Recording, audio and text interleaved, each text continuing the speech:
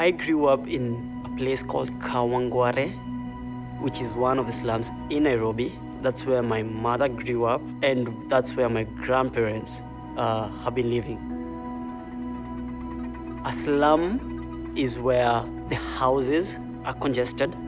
A home is literally one single room, mostly built of iron sheets. They are congested together, no spaces or boundaries between each house. And then the drainage is not well, designed. I thought that this is how life is. This is how everyone lives. Everyone lives with no sewage. Everyone lives without food at some days. But then, by the time I was 7 years old, 8 years old, going to school and now seeing things differently, seeing there's someone who will come to school with some packed food, that's when I started seeing there's something that I'm lacking. Why don't I have what these other people have? And this really, really, really affected me from that point, because at 7 years old, I think what I should have been thinking about is, am I doing my homework? Am I going to play soccer tonight after school? But now it was totally different, because all I'm thinking of is, do we have food to eat in the evening? And the worst thing about it is, every time you try and push the thought away from your head, it keeps coming back. And the moment it comes back, all your happiness that you had, all the peace that you had, it's deprived, because you remember, when I get home, there is nothing to eat.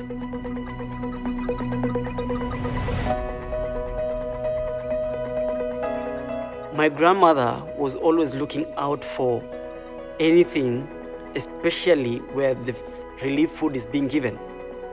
When I was 7 years old, I was taken into compassion. And this is where now I started seeing things differently. Initially, it wasn't about all these other things. It was the most basic things. I'll eat, and then I'll laugh with friends who will meet at the project, and then we'll be taught the Bible, and then in the evening, my grandmother will come pick me up.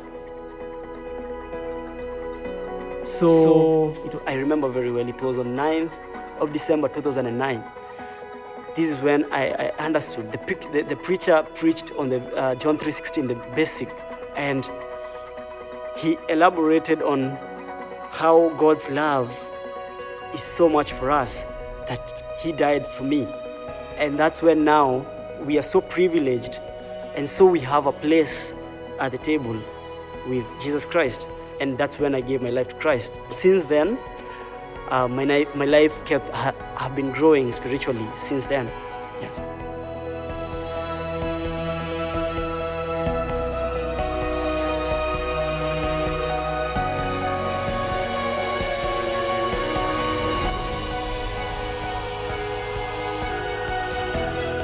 If I minus compassion, if I exclude compassion out of my life equation, it's nothing.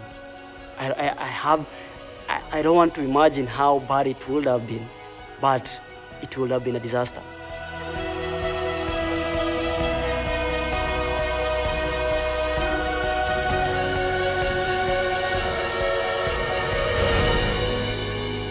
The sponsorship totally changed my life.